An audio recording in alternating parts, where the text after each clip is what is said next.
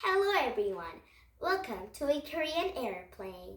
And today we have our new friend waiting for us. She's named Copy. Say hello to everybody, Copy. Hello, my name is Copy. Oh, hello, Copy. And today we were gonna read the Magic Tree at Merlin Mission 5, Sandal Carnival at Sandallight. And today Copy will help reading this Magic Tree as Merlin missions. Okay, now are you ready for read the story and storytelling, all of that? Yes, I'm ready. Okay, now here we go. And first you can read Magic Tree at Merlin Mission 5, Carnival at Candlelight, Chapter 5, Rosenhill, and we can do the end of reading at Chapter 6 because it's very long. Now, first you can try reading it. Chapter 5, Rosenhill.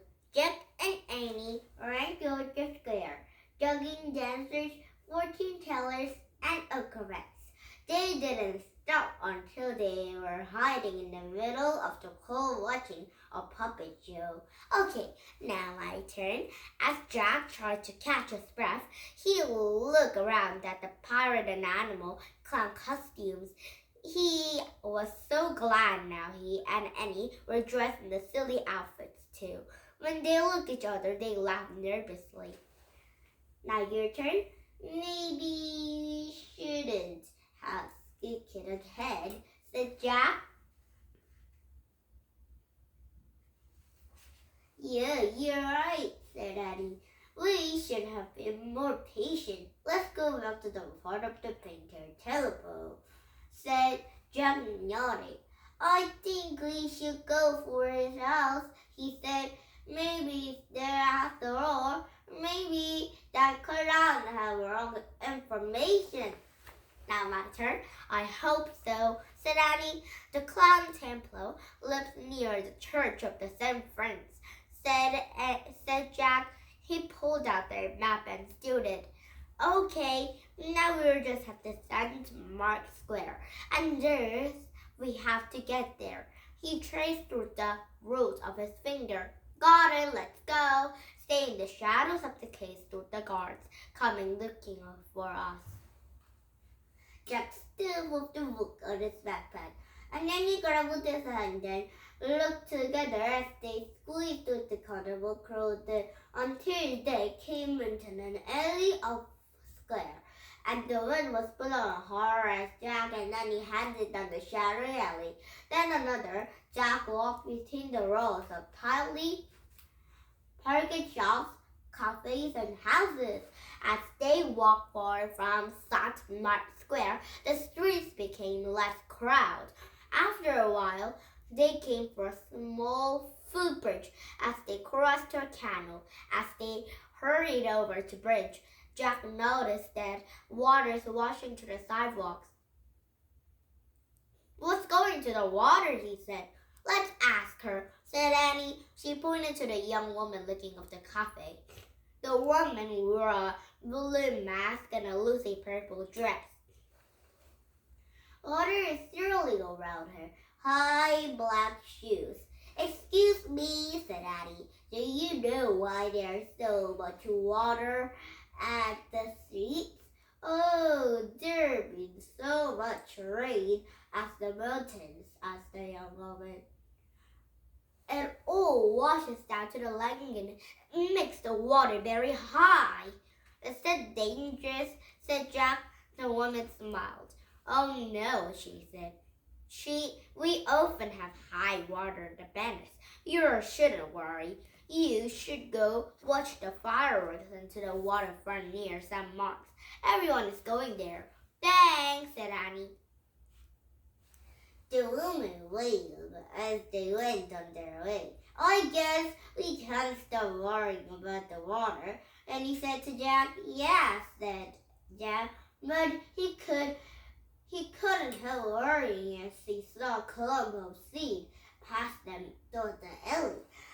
As Jack and Annie walked to the church, of the San Felix, a bell started to chime, and Jack counted to belongs 11, and another bell started to toll, and Jack counted to the 10 bells. Is it time to you think us really? He said. I don't understand. Patient, remember, said Annie.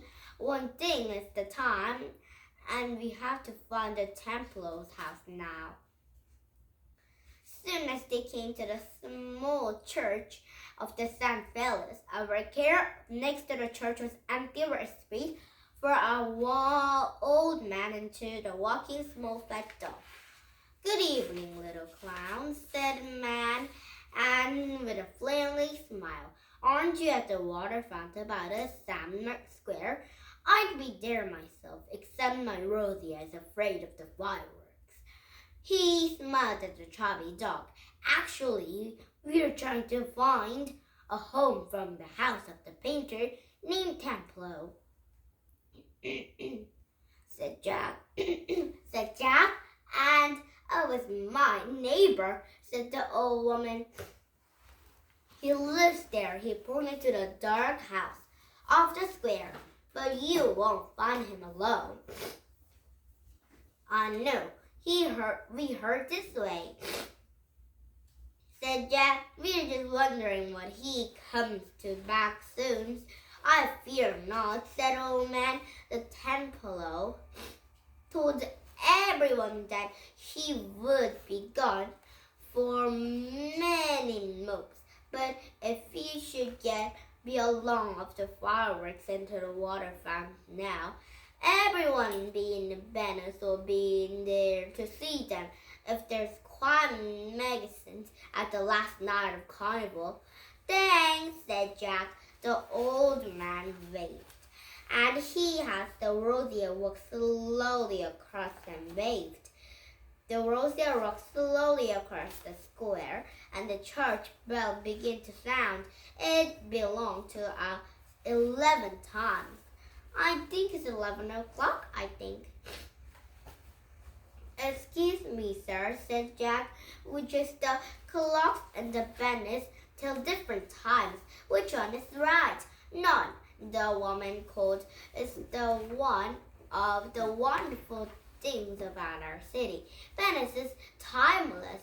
Men laughed, and when the Rosie went inside of the small yellow eyes, I think it's 11 o'clock because the bell had rang 11 times. But when the bell rang 11 times and 12 times, that means 12 o'clock or 11 o'clock. But it might be 11 and 13. So it might be middle and middle. 11 and 12. So good thinking. And Jack sat down on the bench square. He put his head on his hands, and Annie sat next to him. Yes, we do have to skip Templo, she said. What is the thing Merlin tell us to do? Jack sighed. He pulled out his magician letter and read next 2 lines. At the midnight, 2 men will tell you to wait. At the midnight, 2 men will tell you the time to the toe of their tower, hurry and climb. Oh, great, said Jack. How will we know if it's really midnight? The man, just as said, to know if the clocks are right because the Venice is timeless. According to Merlin, 2 men will take us to the right time, said Annie, and the 2 men who want some kind of the tower to have to climb. All right, said Jack, but now it make no sense either. Who are they? I know we're supposed to find them, we have to skip on their part too. We're skipping our old missions, whatever it is, the terrible disaster about to happen, some of the Grand Lady of the Langan, we have no idea who it is. We don't know what the disaster is. We don't know where to find the ruler of the seas or how the painter named Templo or even who tell the right time. We're completely failing Merlin's test. Calm down. We just have to be patient, said Annie. Everything will make sense soon. How soon? Said Jack. We felt too cold and wet and miserable. Very soon, said Annie. In fact, I think I see a light now inside of the Tanclos's house. She stood up. I definitely see a light. Oh wait, what do you say? I think they can't find the Tanclo, so they might be failing to Merlin's missions. Oh, I don't think so. Jack and Nanny are very good at missions. You saw this first time, so I don't think you didn't know it. Now,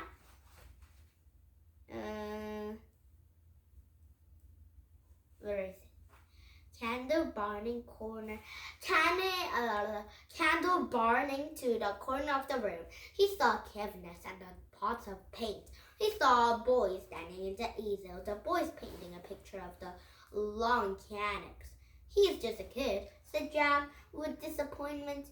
He can't be Templo. So what? Said Annie. Maybe he can help us. She tapped on his glass. The boy looked up. He carried his candle to the window and opened it. He had a reddish brown hair and big eyes. Hello, he said. Are you looking for someone? I'm Annie, and this is my little brother Jack, he said. Now we're visiting Venice. Now we were going to hoping you find a painter named Templo. You had just done so, the boy says. My name is Rosen Templo, the Rosener at the very serious manner. You're a painter too, said Annie. Yes, you can see I'm painting right now. I heard my father and my older brother with their paintings, said Rosener. And when I get there, got my painting in my own, I even missed the last night of the cannibal paint, but why are you not there? We're in a mission, said Annie. We just escaped from the palace prison and we caught looking out for a ruler of the seas. The ruler of the seas, said Rosener. Why were you looking in the palace? The ruler of the seas is right there. But I think the palace is opposite of there. I think it's there. The water ruler is there, but the palace is here. Oh, wow.